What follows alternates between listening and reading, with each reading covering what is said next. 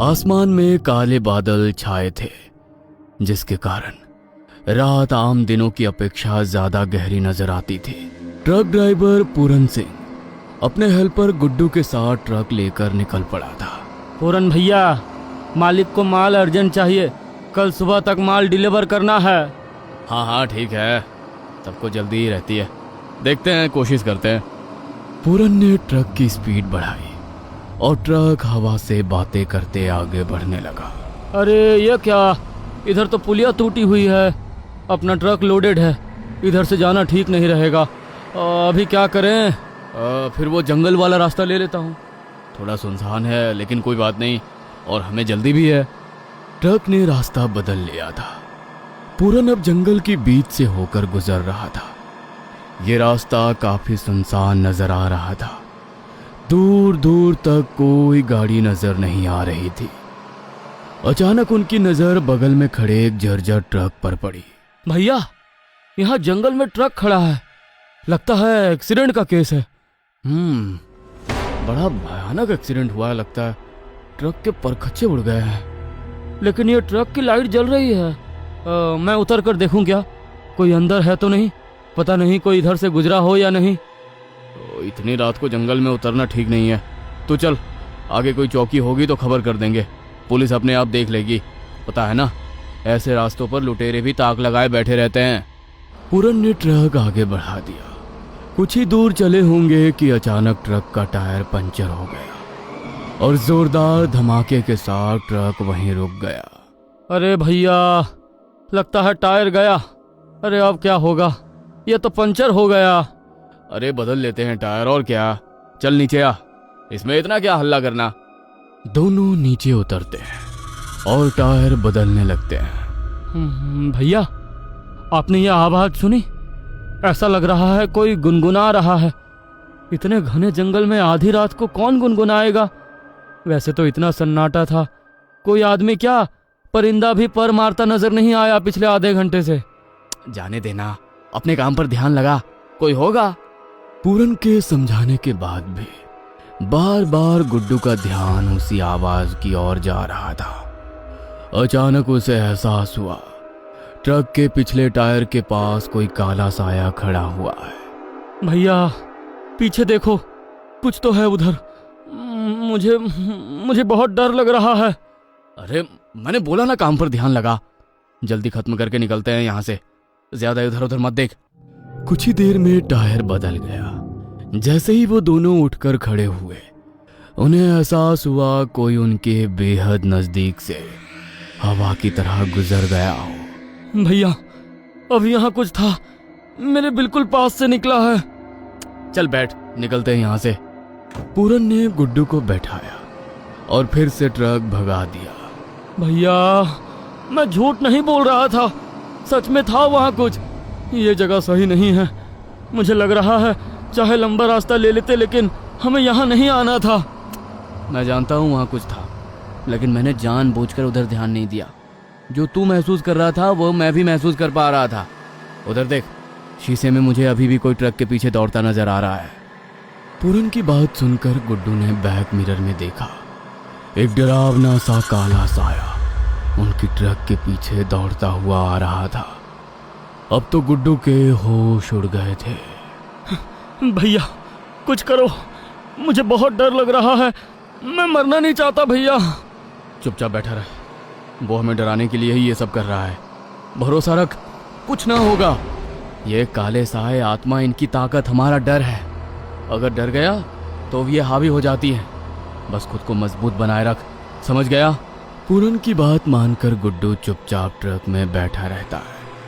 थोड़ी देर बाद गुड्डू ने देखा, ट्रक के पीछे दौड़ता वो काला साया अचानक ही गायब हो गया है। जिसे गायब देख अब गुड्डू की जान में जान आ गई थी। अभी वो 2-3 किलोमीटर ही आए होंगे कि एक बार फिर झटके देकर उनका ट्रक बंद पड़ जाता है। ये फिर से बंद क्यों हो गया? मुझे लग रहा है आज हमारा दिन ही खराब है। मैं ट्रक से नीचे नहीं आऊंगा भैया, चाहे जो हो जाए, सुबह तक यहीं बैठते हैं हम। अरे उतर कर देखते हैं ना, क्या परेशानी है? गाड़ी है, बिगड़ जाती है कई बार। तू कब से इतना डरपोक हो गया? दोनों नीचे उतर कर देखते हैं लेकिन उन्हें कुछ समझ नहीं आ रहा था कि ट्रक में खराबी क्या हुई है। अचानक पीछे से एक ट्रक का हॉर्न सुनाई पड़ता है। भैया, लाइट नजर आ रही है, कोई ट्रक आ रहा है, हम मदद मांगते हैं। गुड्डू सड़क के बीच आकर हाथ हिलाने लगता है, लेकिन पीछे से आ रहा ट्रक बार बार उन्हें हॉर्न दे रहा था। कुछ ही पलों में ट्रक बिल्कुल नजदीक आ गया था। पीछे आ रहे ट्रक को देखकर गुड्डू की आंखें खुली रह जाती हैं। ये तो वही ट्रक है ना जो वहां खड़ा हुआ था। इसका तो एक्सीडेंट हुआ था, इसकी हालत देखो, पुर्जा पुर्जा बिखर चुका है, लेकिन ये चल कैसे रहा है? पता नहीं, कुछ ठीक नहीं लग रहा है। अब साइड हो जाते हैं, निकल जाने दे इसे, हम अपने ट्रक में ही चलते हैं। वो दोनों सड़क के किनारे जाकर खड़े हो गए थे, लेकिन पीछे से आ रहा ट्रक ऐसा लगता था उनकी ओर ही बढ़ रहा है।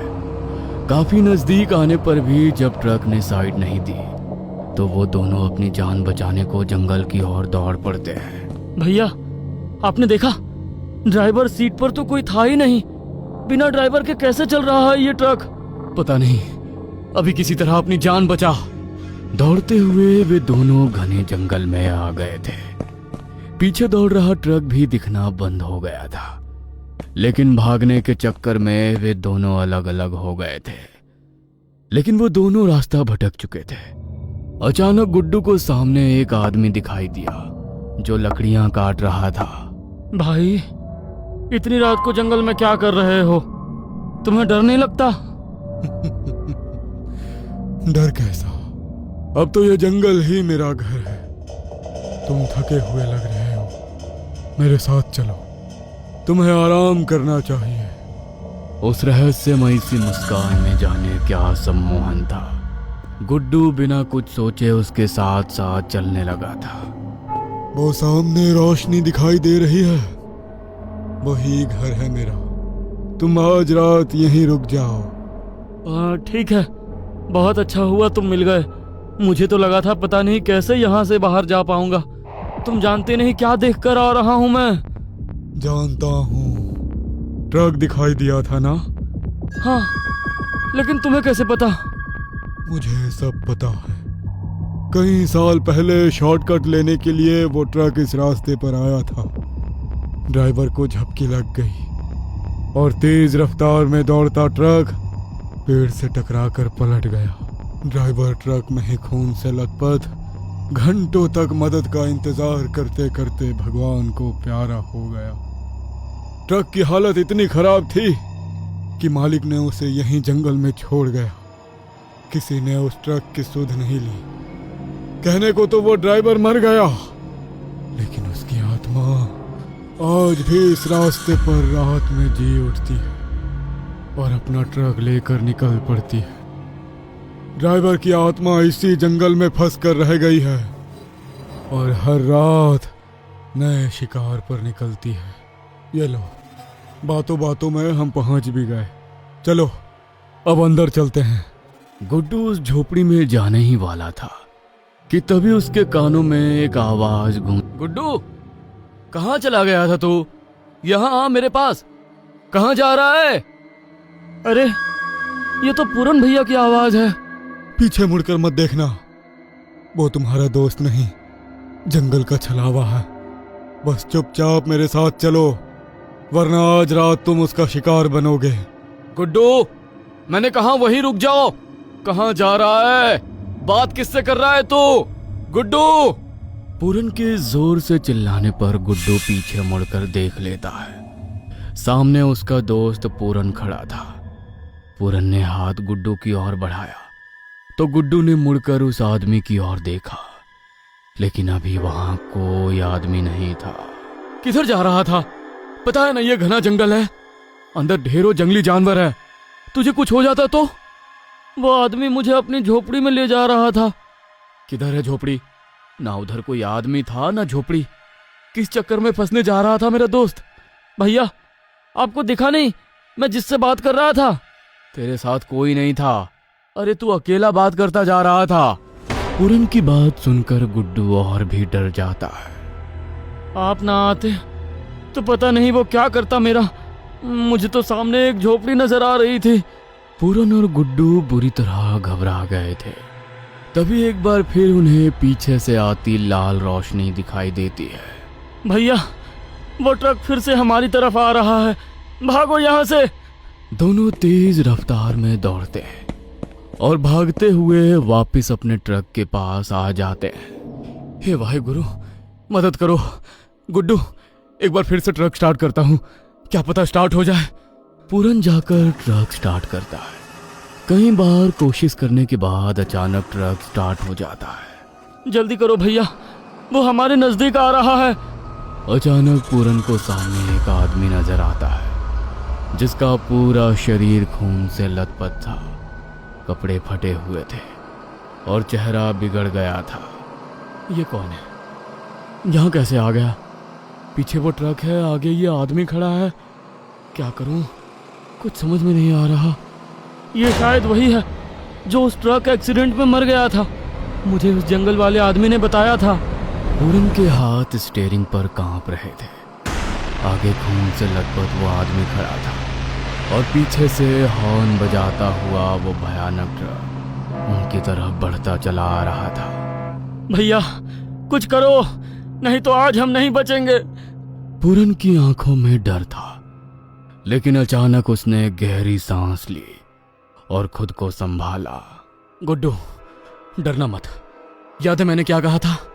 इनकी ताकत हमारा डर है, अगर हम डर गए तो सब खत्म। पूरन ने एक झटके में एक्सीलेटर दबा दिया। भैया, पागल हो गए हो क्या? सामने आदमी खड़ा है, क्या पता सच में कोई घायल ही हो जो मदद मांगने आया हो। हम किसी को इस तरह मार नहीं सकते। वो आदमी नहीं है, वो हमें रोकने का जाल है। ये सब छलावा है गुड्डू। और अगले ही पल ट्रक सीधा उस खून से लथपथ आदमी के आर पार निकल गया। गुड्डू की चीख निकल गई, लेकिन जैसे ही उन्होंने पीछे मुड़कर देखा, वहां कुछ भी नहीं था। ना कोई आदमी, ना खून। पीछे वाला ट्रक और भी करीब आ चुका था। उसकी लाल लाइट्स पूरे जंगल को खून जैसा रंग दे रही थी। अचानक पीछे आ रहे ट्रक ने पूरन के ट्रक को टक्कर मारी और जोरदार झटके से पूरन और गुड्डू का सर सामने शीशे में जा लगा। शीशे पर खून ही खून फैल गया। झटके के कारण शीशे के कुछ टुकड़े टूटकर उनके चेहरे पर आ धंसे थे, जिससे दोनों दर्द से करा रहे थे। लगता है हमारा समय आ गया है भैया। अब हम नहीं बचेंगे। वो पीछे वाला ट्रक फिर से हॉर्न दे रहा है। अचानक पूरन को सड़क के किनारे एक छोटा सा मंदिर दिखा, जिसमें टिमटिमाता हुआ दिया जल रहा था। गुड्डू, पकड़ के बैठ। मैं यूं हार मानने वालों में से नहीं हूं, अभी भी एक उम्मीद बाकी है। पूरन ने पूरी ताकत से ट्रक मंदिर की तरफ मोड़ दिया। ऊबड़ खाबड़ रास्ते को पार करके कच्चे रास्ते से होकर किसी तरह ट्रक मंदिर के पास पहुंच गया। अचानक एक तेज रोशनी चमकी और पीछे से आ रहा वो भूतिया ट्रक जोरदार धमाके के साथ गायब हो गया। सब कुछ एकदम शांत। अब सिर्फ उनकी सांसों की आवाज सुनाई दे रही थी। पीछे वाले ट्रक का हॉर्न शांत हो चुका था। भैया, वो चला गया। भगवान ने हमें बचा लिया। पूरन ने धीरे से पीछे देखा।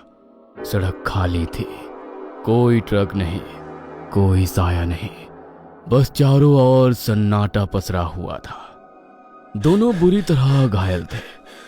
किसी तरह हिम्मत करके ट्रक से नीचे उतरे और सुबह होने तक मंदिर के पास ही रुक गए। दर्द से बेहाल वो दोनों मंदिर के फर्श पर ही बेसूद लुढ़क गए। अगली सुबह जब उनकी आंख खुली, अपने ट्रक की हालत देख उनके होश उड़ गए। भैया, ट्रक के पहिए बुरी तरह डैमेज हैं। ट्रक की हालत देखकर मुझे यकीन नहीं होता कि टक्कर के बाद कैसे हम इस मंदिर तक पहुंचे। ये ट्रक नहीं, आपके विश्वास की वजह से आज हम जिंदा हैं। आपने हार नहीं मानी। मैंने तो बहुत पहले ही डर से अपनी मौत को स्वीकार कर लिया था। बस आप ही थे जिसे यकीन था कि हम निकल जाएंगे। तभी एक बुजुर्ग वहां आ पहुंचे, जो दिया जलाने वहां आए थे। क्या हुआ बेटा, तुम लोग ठीक हो ना? ये सब कैसे हुआ?